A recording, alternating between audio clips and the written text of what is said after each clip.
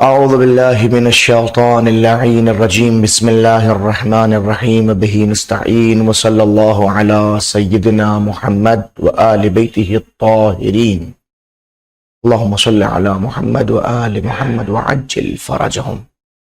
قال رسول الله صلى الله عليه وآله وسلم أفضلكم إيمانا أفضلكم معرفة.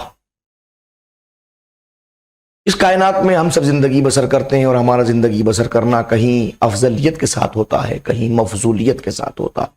کچھ افراد وہ ہوتے ہیں جو ہم سے افضل تصور کیے جاتے ہیں، کچھ وہ ہوتے ہیں جو ہم سے کم تر تصور کیے جاتے ہیں۔ لیکن انسان کسی مذہب سے تعلق رکھتا ہو، کسی بھی فرقے سے تعلق رکھتا ہو، اس کی کوشش اور کاوش یہ ہوتی ہے کہ وہ افضل بن کے زندگی گزارے، مفضول بن کے زندگی نہ گزارے۔ اب سوال یہ پیدا ہوتا ہے کہ ایک ایمان کے اعتبار سے افضلیت کہاں پیدا ہوتی ہے؟ تو حضور سرور کہاں پہ ارشاد گرامی جو میں نے آپ کی گوش گزار کیا، فرماتے ہیں افضلکم ایمانن۔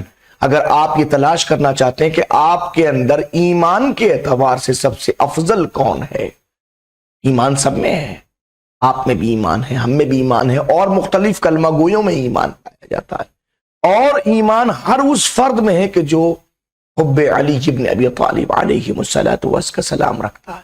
لیکن کس کا ایمان زیادہ ہے، اور زیادہ اپنی جگہ پر کس کا ایمان افضل ہے، کون اپنے ایمان کی بنیاد پہ افضلیت کی حیثیت رکھتا ہے؟ فرماتے افضلکم ایمانا افضلکم معرفہ۔ تم میں سب سے زیادہ ایمان کے اعتبار سے افضل وہ ہے کہ جو معرفت کے اعتبار سے افضل ہے۔ جو معرفت میں اضافہ ہوگا، معرفت بڑھتی جائے گی، ویسے ویسے ایمان کے اندر افضلیت بھی بڑھتی جائے گی۔ اللہ سبحانہ و تبارک و تعالی ہم سب کو ایمان سے وابستگی اور اس ایمان کے اندر علم کی بنیاد پر معرفت اور معرفت کی بنیاد پر افضلیت عطا فرمانے کی توفیق مرحمت فرمائے۔ وَيَجُوزُ النَّظَرُ إِلَى وَجْهِ امْرَأَةٍ يُرِيدُ نِكَاحَهَا وَإِن لَّمْ يَسْتَأْذِنْهَا بَلْ يُسْتَحَبُّ لَهُ النَّظَرُ لِيَرْتَفِعَ عَنْهُ الْغَرَرُ فَإِنَّهُ مُسْتَأْمٌ يَأْخُذُ بِأَغْلَى ثَمَنٍ۔ لیکن یہاں سے معاملہ شروع ہو رہا ہے بھائی،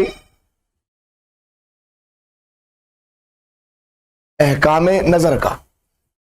یہاں سے احکام نظر شروع ہو رہے ہیں، ٹھیک ہے نا؟ احکام نظر شروع ہو رہے ہیں یہاں سے آپ۔ فرماتے ہیں وَيَجُوزُ النَّظَرُ، جائز ہے نظر کرنا، إِلَى وَجْهِ امْرَأَةٍ، کسی عورت کے چہرے کی طرف کو، کسی بھی عورت کو دیکھنا جائز ہے، آپ اس کو دیکھ سکتے ہیں، مگر کون سی عورت؟ یریدو نکاحہا، جس سے آپ ارادہ نکاح فرما رہے ہیں، جس لڑکی سے آپ شادی کرنا چاہتے ہیں اس لڑکی کے چہرے کو دیکھنا آپ کے لیے جائز ہے۔ وَإِن لَّمْ يَسْتَأْذِنْهَا، اگرچہ اس سے اجازت طلب بھی نہ کی ہو، اس کے باوجود اذن طلب نہیں، آپ نے اسے پوچھا میں آپ کو دیکھ سکتا ہوں، کہ کسی اور سے، اس کے باپ سے، اس کے بھائی سے، کسی سے آپ نے اذن نہیں لیا، پھر بھی آپ دیکھ سکتے ہیں۔ بلکہ کہیں بل یستحب، بلکہ اب یہ کام مستحب ہے۔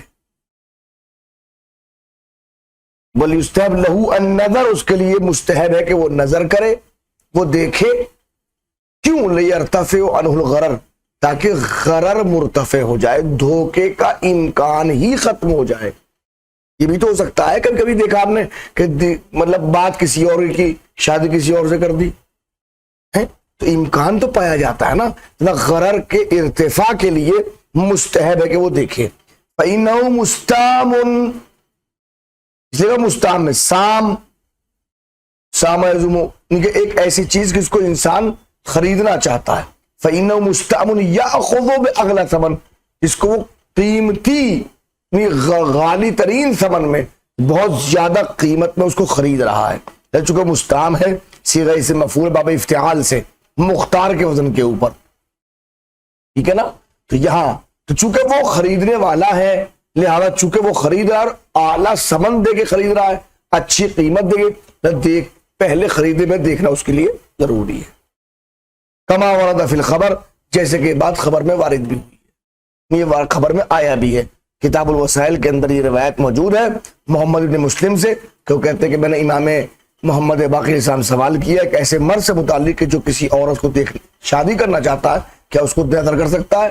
تو انہوں نے فرمایا ہاں بالکل دیکھ سکتا ہے، اس لیے گویا وہ اعلیٰ ثمن کے اوپر اس کو خرید رہا ہے۔ وَيَخْتَصُّ الْجَوَازِ، اب سوال جناب علی، جب جائز ہو گیا تو جواز کیا مخصوص ہے یا کچھ بھی؟ کہ یختص الجواز، جواز جو ہے جواز نظر یہ مخصوص ہے بالوجہ والکفین، اس کے چہرے سے اور اس کے دونوں ہاتھوں سے، ظاہرہما اس کو دیکھ سکتا ہے وباطنہما اس کو دیکھ سکتا ہے، ٹھیک ہے نا، الی الزندین، زندین تک، یہاں تک دونوں طرف دیکھ سکتا ہے، وَيَنظُرُهَا اور اس کو دیکھے گا عورت کو، قائمتن کھڑی ہوئی ہے تو دیکھ سکتا ہے، وماشیتن چلتی ہوئی دیکھے گا، کھڑی ہو جائیے ذرا چلیے، یہ دونوں چیزیں کر سکتا ہے لڑکی سے۔ وَقَذَا يَجُوزُ لِلْمَرْأَةِ نَظَرُهُ كَذَلِكَ، جناب اسلام نے حق برابر کا دیا ہے، وہ شریک زندگی ہے، جس کا مطلب یہ نہیں ہے کہ یہ حق حضرت مرد علیہ السلام کو ہے، نہیں، وَقَذَا يَجُوزُ لِلْمَرْأَةِ، یہی مرد کے لیے جس طرح جائز تھا ویسے ہی عورت کے لیے بھی جائز ہے، نظر ہو کہ اس لڑکے کو دیکھے کہ جس لڑکے سے وہ شادی کرنے کا ارادہ کر رہی، کذالک بالکل اسی طریقے سے چہرہ دیکھے، چلا کے دیکھے، کھڑا کر کے دیکھے، بٹھا کے دیکھے، بیٹھے اچھی طرح دیکھ لے۔ وروی عبداللہ ابن الفضل، عبداللہ ابن فضل نے روایت کی مرسلن، یہ روایت مرسل ہے، عن الصادق علیہ السلام، امام جعفر صادق علیہ السلام سے ہیں، یہ انہوں نے بیان فرمایا ہے، کتاب وسائل میں یہ روایت بھی موجود ہے۔ کیا روایت بن گئی؟ جواز النظر الی شعرها ومحاسنها، کہ نظر کرنا جائز ہے، الی شعرها اس کے بالوں کی طرف نظر بھی کر سکتے، بالوں کو دیکھ سکتے ہیں، ومحاسنها اس کے محاسن کو بھی دیکھ سکتے ہیں، محاسن کسے کہتے ہیں؟ وہیا مواضع الزینہ، جو زینت کی جگہ ہیں ان کو دیکھ سکتا ہے، مگر کب؟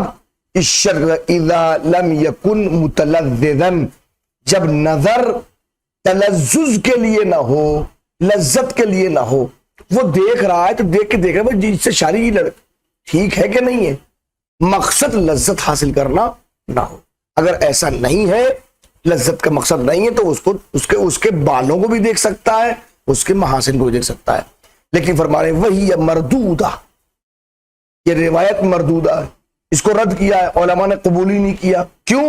بالارسال، ایک تو اس کی وجہ ارسال ہے کہ چونکہ روایت مرسل ہے اور روایت کو مرسل ہونے کے سبب علماء نے رد کر دیا، وغیر ہی اور غیر کیونکہ وجہ یہ ہے کہ جو راوی ہے اس کی سند کے اندر وہ ثقہ اور غیر ثقہ کے اندر مشترک ہے، لہذا اس روایت کو مردود کہا ہے علماء نے۔ وَيَشْتَرِطُ الْعِلْمُ بِصَلَاحِيَّتِهَا لِلتَّزْوِيجِ، اور یہ شرط ہے کہ جس عورت کو دیکھ رہا ہے اس کے متعلق اس بات کا علم ہو اس کو کہ اس عورت کے پاس میں تزویج کی صلاحیت ہے، وہ نکاح کر سکتی ہے، اہلیت تزویج ہے اس کے پاس، اسے پتا ہو، بھئی معلوم ہے کوئی راستہ چلتی لڑکی کو آپ دیکھ لو اس سے شادی کرنا چاہتے ہیں، نہیں، آپ کو پہلے معلوم جس لڑکی کو دیکھنے جا رہے ہیں اس کے اندر صلاحیت تزویج ہے کہ نہیں، کیا کچھ صلاحیت تزویج بھی ہے؟ ہاں بالکل ہے، جیسے بخلوها من البعل، پہلی صلاحیت یہ ہے کہ وہ شوہر سے خالی ہو، جس عورت کے پاس پہلے سے شوہر ہو تو صلاحیت تزویج ختم ہو گئی، بات سمجھ میں آئی؟ اصلاً ایک شادی شدہ سے آپ شادی نہیں کر سکتے، شادی کرنے کے لیے اس کا غیر شادی شدہ ہونا ضروری ہے۔